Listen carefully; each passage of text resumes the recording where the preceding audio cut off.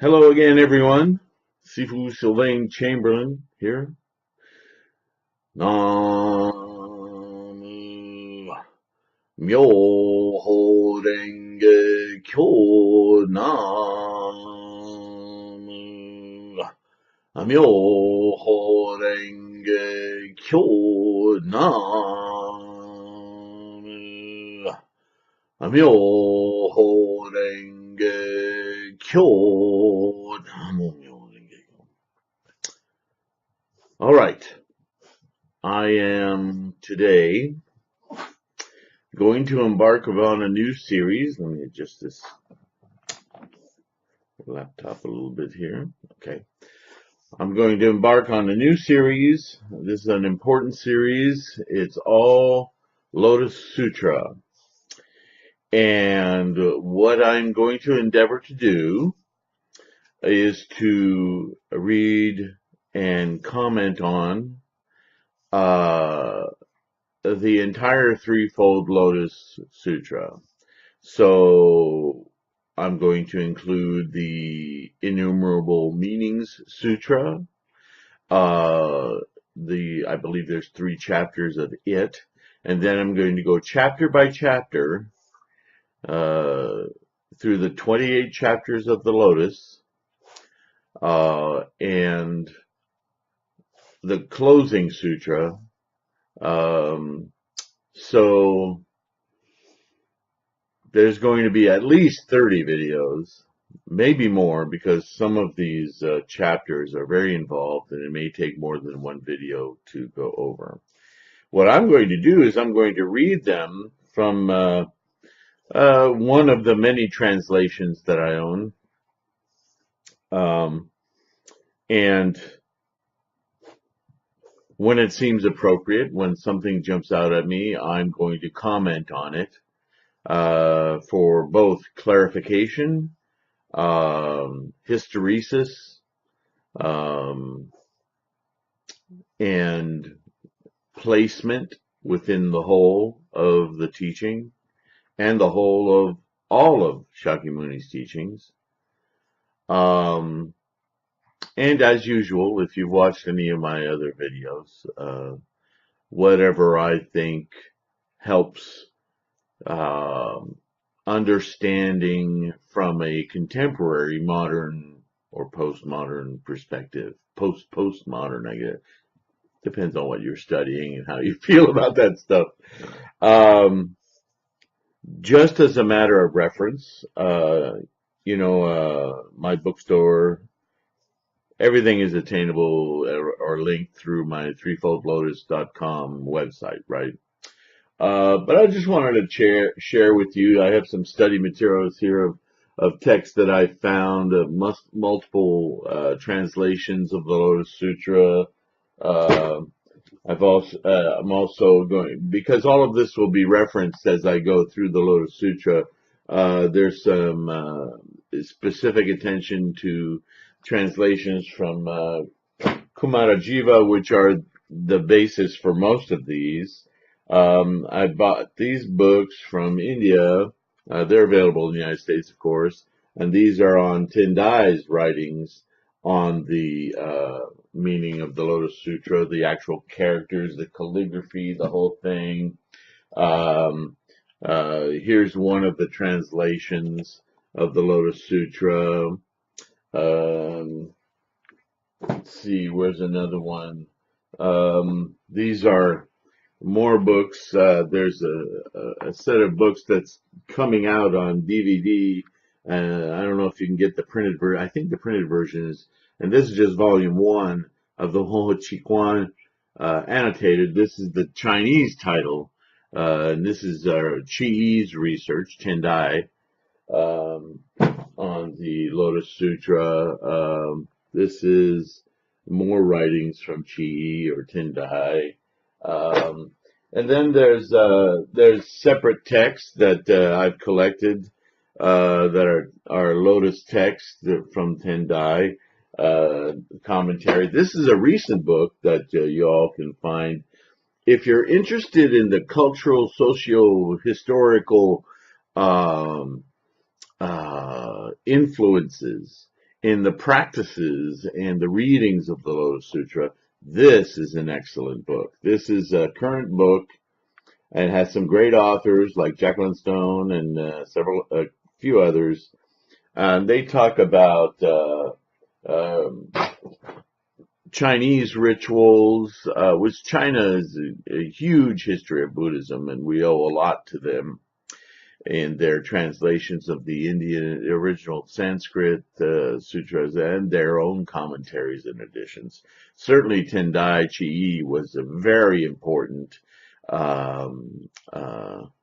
scholar, other things, but scholar, to elucidate the importance of the lotus specifically. I have a translation, and you see how thin this book is, of the Lotus Sutra. This is an H. Kern translation. This is from the 1800s. Very enlightening, very direct, less flowery. There's only 27 chapters in that one. The 12th chapter wasn't added until, or another chapter, I should say, was inserted as the 12th chapter after this translation, which was one of Kumarajiva's also. And this one kind of threw me for a loop a little bit, but there's a lot of good information in this book as well. Although I have to say some of its meanderings about the Mahayana text specifically could lead you astray in your interpretation of whether or not, well, I don't want to confuse you, but lots of good historical information.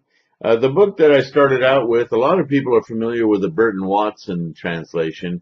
I didn't like his translations, and I'll tell you why in a moment. The Kosekai, not Kosekai, what was this? This was Risho Kosekai. Yeah, Risho Kosekai, right? Put out this book. This book is very popular. It's very well known by many groups that use this book for study. Kosekai, yep. And this is the book that I started with, that I read when I was beginning. They've since revised that and come out with something that's a little more contemporary. And I was thinking, I started reading this, and it was pretty, the English was a little easier to read and so forth. And I thought, well, maybe I'll take the risk and read it along with you, because I haven't read the whole thing. I've just read chunks of it and parts of it, and I've made some highlights. And I thought maybe this is the version that you and I will read together. And I'm going to rely on my own scholarship of having read all these others previously. So if something starts going here, I'll be able to not only point it out, but maybe clarify it in light of all the other readings I've had. But this is a big one, so it's going to take a little time. So I urge you to, you could read along. You can just sit back and listen. I urge you to take notes as I'm talking. I'm not always that clear myself, believe it or not. I laugh because if you've watched other videos, you can remember how I can take on tangents, and I'll try to restrict myself as much as possible. I think this is the most incredible, most important Buddhist text that there is, and I'll qualify that statement by saying it's important not only on its own, but it's important because of all the other texts, because it really references all of the other texts. It makes a lot of assumptions that the reader has already learned and read other texts. It's in the nature of Shakyamuni's teachings, you see. When he first started teaching, he tried to say, hey, look, this is enlightenment. And people looked at him like, huh?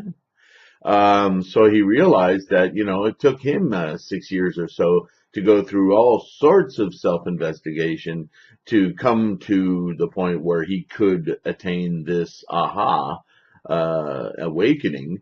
And so he understood, oh, wow, I need to back down because here I'm dealing with people who don't even conceptually understand what I'm talking about. So he restarted his teaching only a couple of weeks after a lot of you will have heard of the Avatamsaka Sutra. That was the first oration sermon he gave on enlightenment, and he lost a lot of attention on that one. So he went back and he said, okay, let's start over. And he started teaching in stages. And he taught for many years, the first stages, a lot of ascetic practices, a lot of privations, a lot of things that he realized he needed to bring the people of his time through in order for them to be able to understand the nature of their mind-body connection, first of all, the innate power that their mind had that they didn't give it credit for, didn't understand, or didn't even experience yet. So a lot of the early teachings for the first decades of his teaching life were built on developing this capacity for understanding in his students. This is where the monastic practices began with all the rules. You've heard about the rules and the precepts and the 255 rules of bodhisattva or monks. I'm sorry, monks, and so on and so forth. As his teaching progressed, those rules lessened and even departed as his students had integrated that understanding, that level of self knowledge into his later teachings as they continued to evolve to bring them back to the point where they could understand what he was talking about in the first place. Of course, no doubt, as he did this, he himself found himself speaking more and more. And I mean, Shakyamuni's goal, even before he was Shakyamuni, when he was Siddhartha, his goal was to reach everyone. He came from an upper class. He was a prince. And the caste system in India is very strict. I mean, you can't even talk to like the untouchables or there's all kinds of lower classes, right? That you don't teach them how to read or write. You don't even communicate with them. You're of this caste and not class, caste. I mean, your bloodline is this forever. And he didn't like that. He thought if there was such a thing as perfect enlightenment, in other words, release from suffering to live this life well, then it would be universal. Anyone, no matter what their stage or state in life, no matter how they were born, what their bloodline, what they did for a living, what their level of intelligence. If it was a real thing to be awakened, enlightened, then it should work for any sentient being, no matter what. So keep that in mind, because Buddhism isn't it's a very lofty thing in many ways, but it's not a mystical thing. It's not a self and other thing. It's not another place. It's not another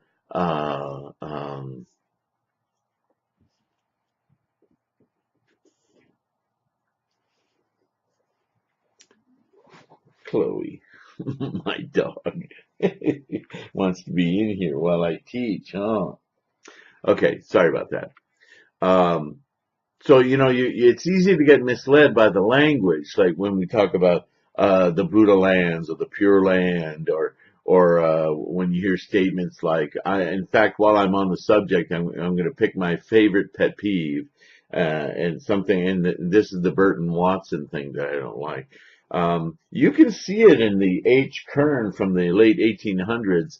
A lot of the early scholarship about India came from, guess where? England. The scholarship there, they colonized the place. They did a lot of research, excuse me, and they brought to bear, knowingly or unknowingly, their socio-cultural inculcated Christian beliefs, Western beliefs, right? Um, and so when they were looking for words to translate Indian concepts and so forth, instead of transliterating them for what they mean, they thought, well, that sounds like faith. And that word faith is so misleading in all of this. And we'll come across it. But that's just one example. Burton Watson, I think, explored India, like many English scholars, not just Burton. In a way, they explored Indian philosophies, whether it was Hinduism or Brahmanism or what have you, including Buddhism, in a way that they wanted to show it always, even if not in your face, implicitly juxtaposed against Christianity. So they wanted Western minds to kind of assimilate concepts in Buddhism with Christianity. It's kind of deflated Buddhism a little bit, to say, well, after all, everyone's just trying to be a Christian. And it really, really upsets me because that's a very, very dangerous thing to do. Buddhism stands completely on its own. In fact, I'm a strong proponent of telling people constantly Buddhism is not a religion, specifically for this reason, because Buddhism does not rely upon belief in mystical, unprovable, unexperienceable concepts. Everything in Buddhism is about the mind and your experience of the world, samsara, this life, with your mind.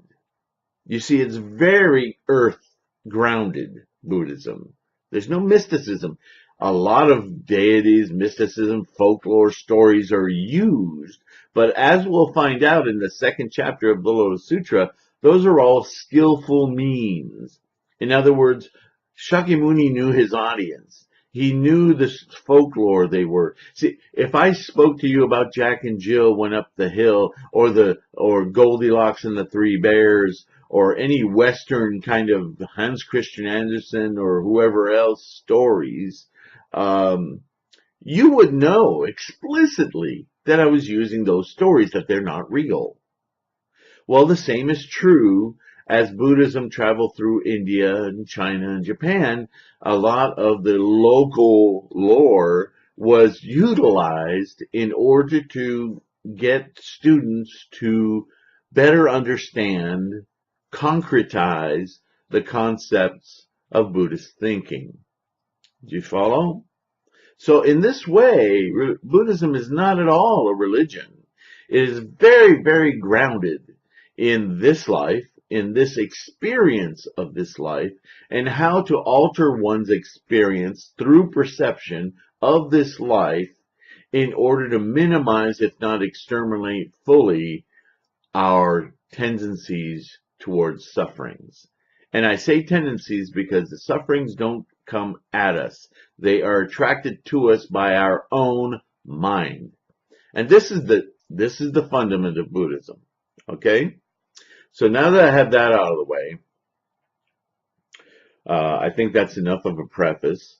I think we'll go ahead and get started, even though this is kind of an introductory video. I'm going to go ahead and start with the Innumerable Meanings Sutra, and we'll get some of this information started. Again, take notes, listen along, kick back, read with me.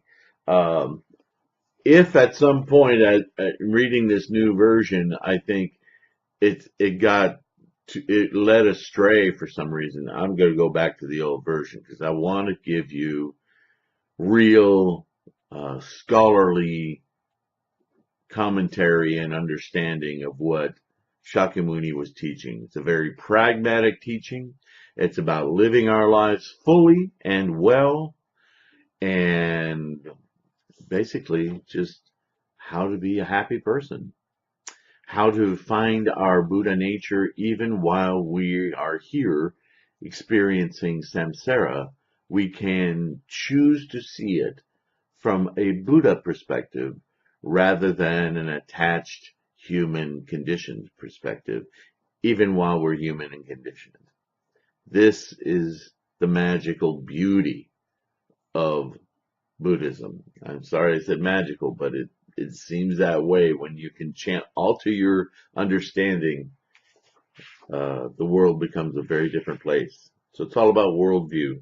I'm going to skip the preface. I'm going to leave that for you if you want to read it, and the translator's introduction, although I recommend reading it because there's a tremendous amount of good information in there. And as soon as I find it, key teachings. Yeah, they really broke this down for a more contemporary. I hope I really enjoy this version. The Sutra of the Lotus Flower of the Wonderful Dharma, including the opening and closing sutras, the Sutra of Innumerable Meaning, and the Sutra of the Contemplation of the Dharma Practice of Universal Sage Bodhisattva. Okay, so we're going to start with the Sutra of Innumerable Meaning. Chapter 1, Virtuous Conduct. This is what I heard. You may ask, why does every chapter start with this statement? Thus I have heard, or as this one says, this is what I heard. You see how this is more contemporary. That is because, again, in the caste system, writing, calligraphy, and reading that writing was something that was only an opportunity afforded to the upper caste. In fact, the Brahmin caste, which was and may still be the highest caste of humans in India, were not only had the opportunity to learn the calligraphy and to read and write it, but they were tasked with being the what shall I call, the Encyclopedia Britannica of it, the experts of it, the progenitors of it. They could invent new characters. They could, they were given so much power, intellectual power, the power of recording of history, etc., that, and this is essential, just as an aside, karma, which is totally misunderstood today by so many, is not about retribution. Let me just say that. It was believed before Shakyamuni, before Buddhism, that karma was kind of a destiny kind of thing. Okay, this is what's in your family, kind of like the caste system. We're going to tell you how you're going to live. And the people that were responsible for elucidating you and your family about what your karma was were the Brahmins. They would have special ceremonies and come to the home, and there would be some sorts of incantations and prayers and so forth. And the Brahmins would tell you, this is what you're going to do with your life. This is how many children you're going to have. This is who you're going to marry. Okay? Until Shakyamuni comes along and blows that all to hell. I mean, Shakyamuni was an incredible revolutionary, had many threats upon his life, and was, attacked many times. A lot of people don't know that, but he was a rabble rouser. And what he said is, no. Brahman can't tell you what your karma is. Brahmins have karma of their own to deal with. Karma is simply the energy that manifests to make you. And you have your own set of energies that have tendencies, and in the conditions of samsara and wherever you are, they'll manifest in specific ways that only are specific to you. Even though all sentient beings share a tremendous amount of karma, it's kind of like DNA. We all share a tremendous amount of hormonal and chromosomal and genetic information that's identical in all of us, even plants. But we all have subtle differences too. And those subtle differences are everything we experience. Those are the conditions of samsara. Okay? So maybe looking at it that way would help. But for somebody to come out, okay, now this is karma, and you control it. And by the way, not only is your karma and individual in each person, but you can influence it. You can actually modify your karma. You can alter it with the right kind of concentration. You can see, why are you sick? Why do we have old age and death? Why do you feel emotions like anger and fear and jealousy and all those different kinds of pain? Okay, that's the suffering we're talking about in Buddhism. So basically, what Shakyamuni Buddha was saying was, you don't have to feel those things. You can alter that. That's karma. And you can alter your karma. Whoa! You're telling this to a culture that's been inculcated over thousands of years that they have no choice. They're this, and the Brahmin will tell them how much of this they can have or not have. And now you come in the picture and you go, forget all that. They don't control any of that. They have their own. You have your own. It's up to you to change it. If you don't like where you are today, look what you've been doing. Change what you've been doing and you'll be in a different place tomorrow. Simplistic. This is in your life. This is your energy. This is yours to do with. This may take a tremendous amount of effort to change some, and others will change very easily. But there's a method. There's a way for you to empower yourself to alter your karma. Huge, mind-blowing stuff, right? Just wait. Later on, he tells everyone, oh, by the way, women can be Buddhas. Tell me that didn't shake some people up. All right. So all of this is to say that he was super egalitarian. So he thought, well, if I'm going to teach this philosophy that anyone and everyone can understand, I'm not going to teach it in some high and mighty script. I'm not going to force people to learn how to read Brahmin scripts, or even lower scripts, or even speak the highfalutin Brahminese linguistic. I'm going to use the language of the people. I'm going to use what they know. I'm going to facilitate this so anyone can go, I get it, right? So he taught in the first person, like I'm telling you a story.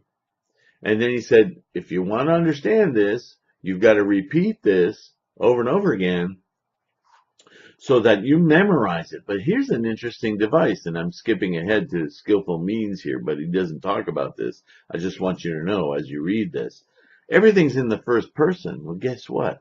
If he is manifest Buddha, and he's teaching you in the first person, and you then repeat in the first person that sermon, you're already saying, I am Buddha, aren't you? You're living Buddhahood as you read the script. This is very important for you to understand because it's very much a part of the practice of Buddhism. This is why study is integral to Buddhism, because the study itself is an act of Buddhist method. It is an inculcation, a training in your mind that not only can I do this, I am this. I just need to awaken to it. See now, awakening, why that's used all the time? Because you're just revealing what's already there. This isn't a distant land. It's not a distant state of mind. It's not something for you to get to. It's something for you to uncover because it's already there. All right. So everything starts with this I have heard, or this was whatever. I heard this because it was an oral sermon and it was repeated verbally by you in order for you to inculcate the lesson. Make sense? Wow. 1, 2, 3, 4, 5. 5 words. Took me, 20 minutes? This might take a while. All right. Let's dive in. This is what I heard. At one time, the Buddha was staying at Rajgriha on Holy Eagle Peak with a large group of great monks, 12,000 in all. 80,000 bodhisattvas, great ones, were also there. There were gods, dragons, satyrs, centaurs, asuras, griffins, chimeras, and pythons, in addition to all the monks and nuns, laymen and lay women. There were great wheel-turning kings, minor wheel-turning kings, golden wheel-turning kings, silver wheel-turning kings, and other wheel-turning kings. There were kings and princes, ministers and people, men and women, and great elders, each surrounded by followers worshipped at his feet. Followers numbering in the hundreds of thousands. They were up to the Buddha, worshipped at his feet, circled around him in 100,000 times, burned incense and scattered flowers.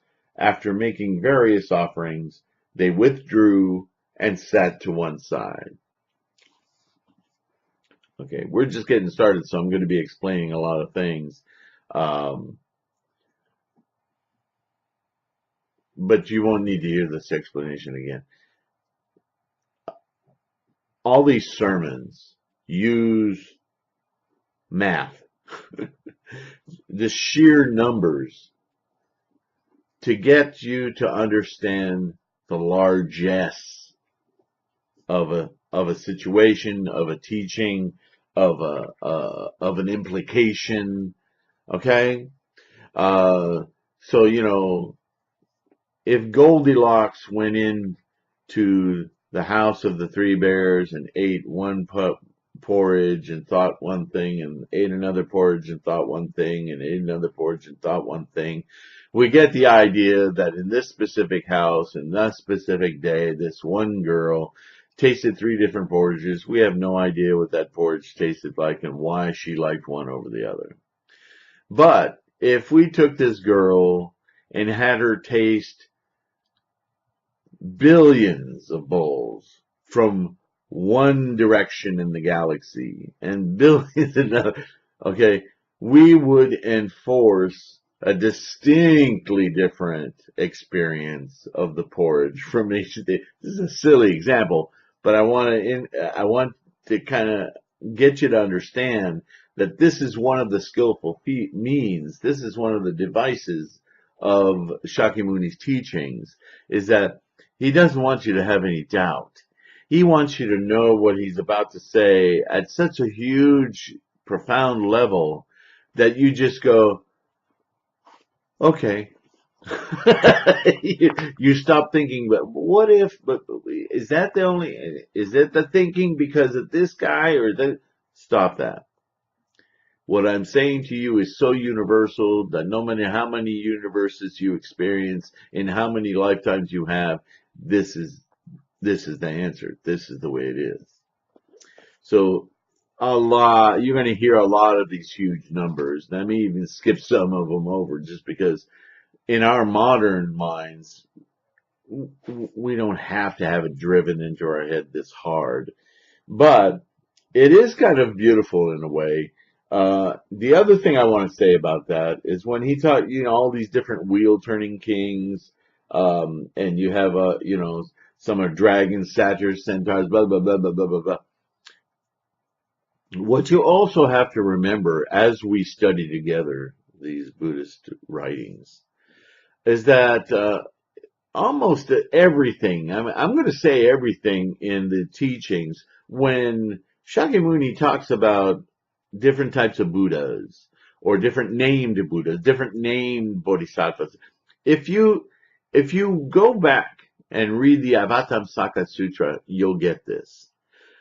What he does is he takes every single aspect of human experience and basically gives it a personage, a named entity. Like if he's talking about the different qualities of the tongue, he will have a bodhisattva named for every single flavor that the tongue can experience, because each one of those is is in itself its own complete life experience. So he names it. He gives it a name. This is why you have these hugely complex bodhisattva names and other names and deities and so forth, because they represent, okay, different aspects of human experience. They're not actual, hey, bodhisattva, flavor of salty waters or whatever.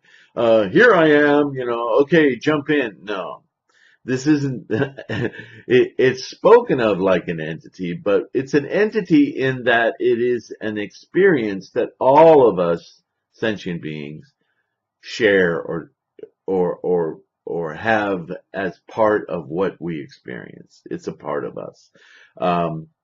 So I may have to come back to that a few times, but try to remember that. Maybe make a note of that. Again, if you read the Avatamsaka Sutra, and you see how he just completely dissects every single human experience, and every one of those dissections invokes an entity, because he's like, okay, I've dissected this, now call that Mary Jane, and call this Bob, and call that Hank.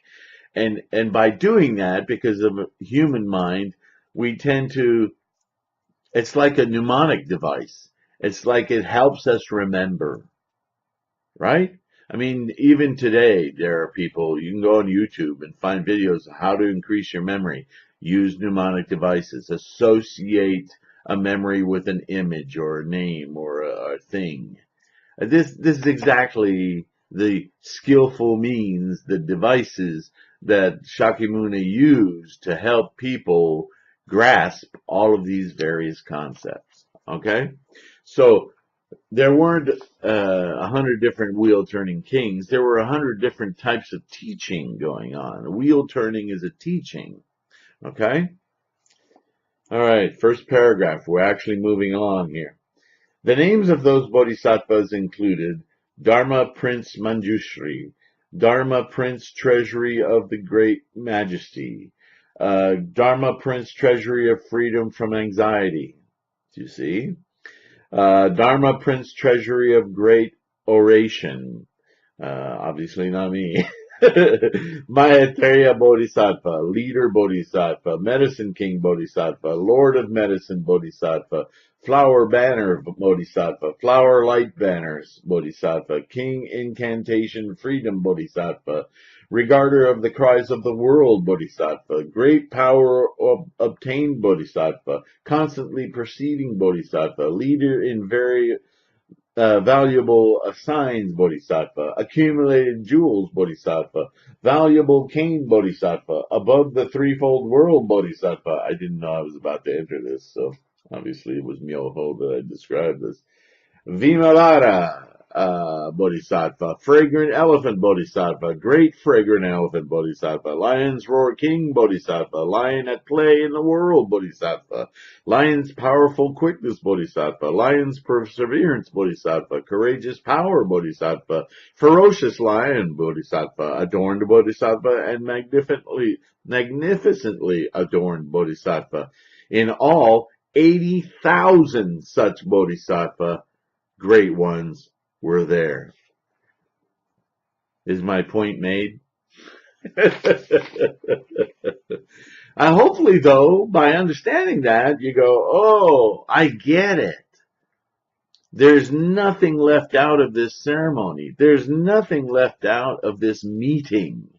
Okay? This is a meeting.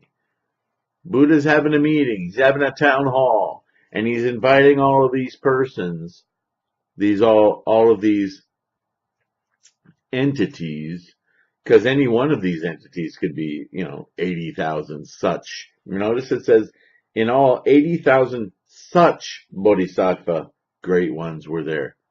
Do you see why it says that now? Because these aren't exact persons or entities. They're aspects of us. So when you go to a concert, Not everybody in the audience thinks of the band or even the fact that you're at that concert in the same way. All of you, there may be 80,000 of you in the stadium listening to the same band, but every single one of you has a slightly different reason for being there. And if not a reason, an experience. Each one of you is hearing it differently. Each one of you is either drugged or not drugged, or alcohol or drunk or not drunk, or in different varying degrees. You get my point, right?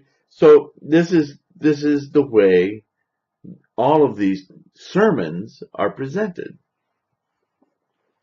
So there's a lot of different people here, and some of these are aspects of the same person. So anyway, of these bodhisattvas, there is none who is not a great leader who has attained the Dharma body. These are some advanced students he's talking about in this instance. Excuse me. They have attained the precepts, concentration, wisdom, liberation, and insight into liberation. Tranquil and meditative, and constantly in a state of concentration, they are calm and peaceful, not attached to actions or to desires, completely free from perversity and distractions. Their minds are calm and serene, free of bias and unrestricted. They have remained this way for billions and billions of eons, and all the innumerable gateways to the Dharma have appeared to them. Okay, once again, we know that people don't live for billions and billions of eons, but we know that truths, whatever those truths are, they don't even respect time. But to try to teach a 2,600 year ago human that time is unreal, that it doesn't factor into this perception, is much more difficult than to simply say, oh, it's been around for incalculable time. I'm going to give you so many multiplications that you're not going to be able to fathom how long this has existed. And that's close enough to understanding that time is an abstraction. Follow?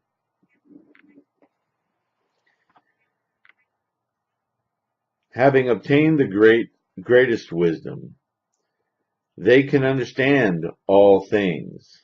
You see the theme here? Now that they have wisdom, now they can understand. I mean, this is Shakyamuni's biggest revelation when he started teaching, is that he had to bring people through the gauntlet of sorts.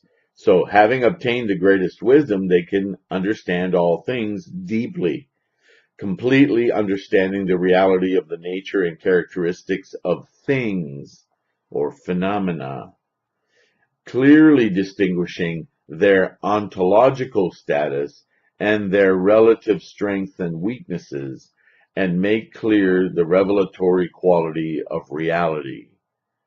That's some fancy English, but basically it says they understand their karma and what presents in samsara their tendencies.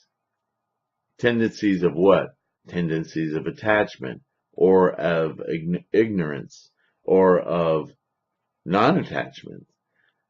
They just understand how their ball of energy works. So this is a fancy way of saying that. Distinguishing their ontological status and their relative strengths and weaknesses, and make clear the revelatory quality of reality. What is make clear the relative quality of reality? That's their Buddha mind. Their ontological status and their relative strengths and weaknesses, that's their human mind in samsara. So they can basically differentiate between their human mind of desires and attachment, and they can get away from that subjective mind and live in their Buddha mind of objective observation of that condition without succumbing to it. That is liberation. is it not? You don't have to suffer something if you don't have to feel the emotions and the attachments that bring about that suffering. You can look at it and go, yeah, that would make me suffer, but I don't need to experience that suffering to now have compassion for that situation. And this is real Buddhist compassion. It's a deep understanding without being dragged into the situation. That's a deep, deep, profound, unattached, but also very much experienced, compassionate experience rather than an emotion.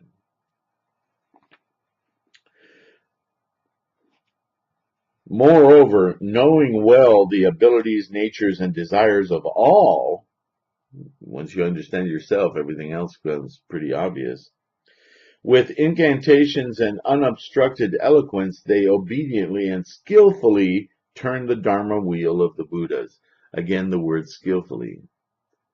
Because in order to, now I'm going to talk about teaching. I have a bit of an issue with the words learning and teaching. I myself experienced learning and teaching through my school years with the mindset that, for me, I understood that all of the learning that I experienced as a student came as a result of my own interpolation of the information I was giving to teach myself. That a teacher, no matter how eloquent or how they chose to teach, and I experienced this, some teachers can know their subject super well, but they don't reach you, and we're all different. But unless I chose to dig into that teacher's linguistics and their conceptualization of what they were orating or handing out as assignments, I had no hope of learning anything. So it was always my contention that the real teaching goes on in the student, that the teacher is just a provider of information. And they may be a very poor teacher, but if all they could do was throw out some signposts and direct you to other sources of knowledge, then it was incumbent upon the student to understand, to dig into, to seek insight in whatever the subject presented was. So to me, teaching is really more the student's responsibility, and the learning, if it's going to happen with the teacher, affects or influences the teacher's own self-teaching to become a better teacher. Maybe that's irrelevant. My point is that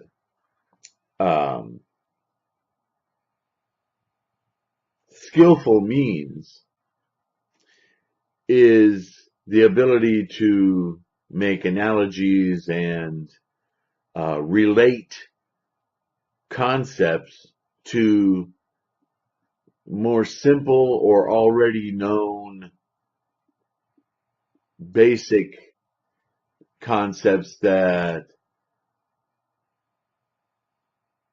I guess basic is the best word, they're just more fundamental, and then build upon them and twist them and push them into different categories of conditions so that somebody who's willing and listening can seek and find their own teaching within them. So that's why it's skillful, in my opinion. First, they have small drops of moisture fall to dampen the dust of the desire, and by opening the gateway of nirvana, fanning the wind of liberation, and ridding themselves of the heat of worldly passions, they bring about the cooling quality of the Dharma. Boy, there's all kinds of similes in here, aren't there? I'm basically saying what I just said, just trying to negotiate a path of conceptual knowledge that the student can find within that navigation, the jewels, the moments of realization, the moments of I understand now. Okay. Next, raining down the profound teaching of the 12 causes and conditions, pouring it on the ferocious, intense rays of suffering, ignorance, old age, illness, death, and so on. They pour out the unexcelled great vehicle, soak the good roots of all living with it, scatter seeds of goodness over the field of blessings, and everywhere bring forth sprouts of awakening. With wisdom as bright as the sun and moon, and timely use of skillful means, they make the enterprise of the great vehicle prosper and grow, and lead many to attain supreme awakening quickly. Always living in the blessedness, there's that Christian thing, of a reality that is fine and wonderful, with immeasurable great compassion. They save the living from suffering. They are truly good friends of living beings, an excellent field of blessings for the living. Without having to be asked, they teach living beings. They are a place of tranquil happiness for living beings, a place of salvation, a place of protection, and a place of great reliance. For the sake of living beings everywhere, they become excellent leaders and teachers, great leaders and teachers. They become eyes for the blind and ears and noses or tongues for those who are deaf or have no nose or cannot speak. They restore defective organs and turn the deranged into great and correct thinking. As the captain or admiral of a ship, they carry masses of living beings across the river of life and death to the shore of nirvana. As a king or emperor of medicine, they analyze disease, know well the properties of medicine, give them to all living according to the disease, and get them to take them. As a trainer or master trainer, they are never undisciplined. Rather, they are like a trainer of elephants and horses who never fails to train well, or like a brave lion who has authority over all the beasts and is never overcome by them. Advanced in and enjoying the various transcendental practices of bodhisattvas, they are firm and immovable in the land of the Tathagata. Dwelling at peace in the power of their vows, they purify Buddha lands everywhere.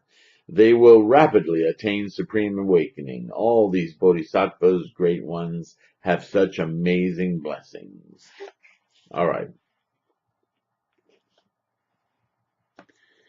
You see how flowery and poetic this is, but hopefully by now you understand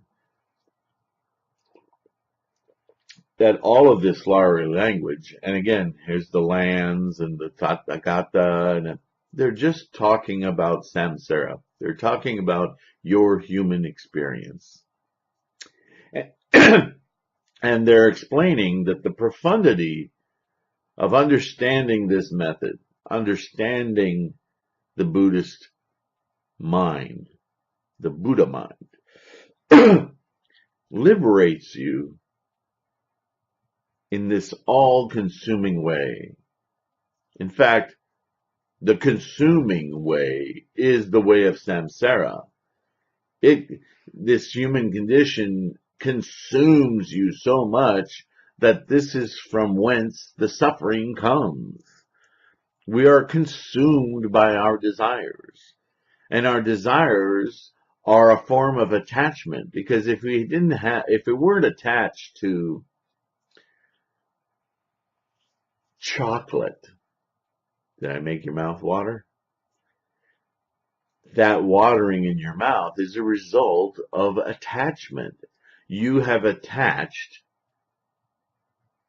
the thing chocolate to great sensations of joy in your bodhisattva flavor mouths, your nose, your mind, your body, your system, everything attached to that happiness that you've correlated with chocolate. And because you've done that, you desire chocolate. It may become such a desire that it's a craving. And this is the source of all suffering. This is what Buddhism is about. Change your mind, Shakyamuni says. Enjoy chocolate for when you have chocolate. But when you don't have chocolate, you don't have chocolate. Enjoy what other things you have. Enjoy the air. Enjoy company of another. Enjoy sitting in calm and peace, just like you would chocolate. Just stop desiring it and take this particular moment to be in reverie of this particular moment. Stop craving. Stop projecting your joy as though it were something to attain, to accomplish some future thing, because the future is not real, nor is the past. This moment, however, has every possible thing that you could possibly enjoy. So enjoy it. And understand, this is the insight, that everything else is like a form of entertainment. And it's not really entertaining because it sucks you into suffering. So this is why you become compassionate. You look at it all and you go, it's all joy, it's all wonder. I have this moment, I have this moment, and everything is in it.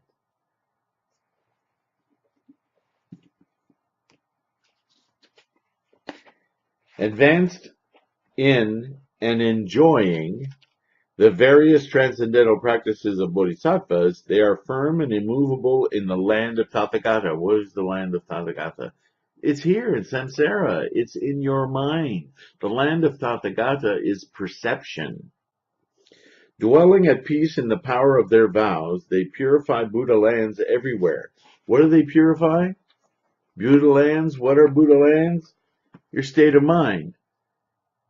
So what they purify is simply move all the desires and cravings out of the way, because they're in this moment enjoying instead of want, attachment, desire, craving, something that isn't in this moment. If this in this moment is a fudge chocolate covered brownie, then enjoy it. But don't immediately crave something different. It's there too. And wanting something is a way of not being here, present in the moment. Why aren't you enjoying everything you have at this very moment? Why are you constantly distracted by something you don't currently experience? See, this is the monkey mind. Monkeys that jump around from branch to branch and howl and try to get attention, and they never just settle there and go, man, this is a cool branch. Nope, nope, nope, that branch is better. Nope, nope. Right? Distractions, distractions, distractions.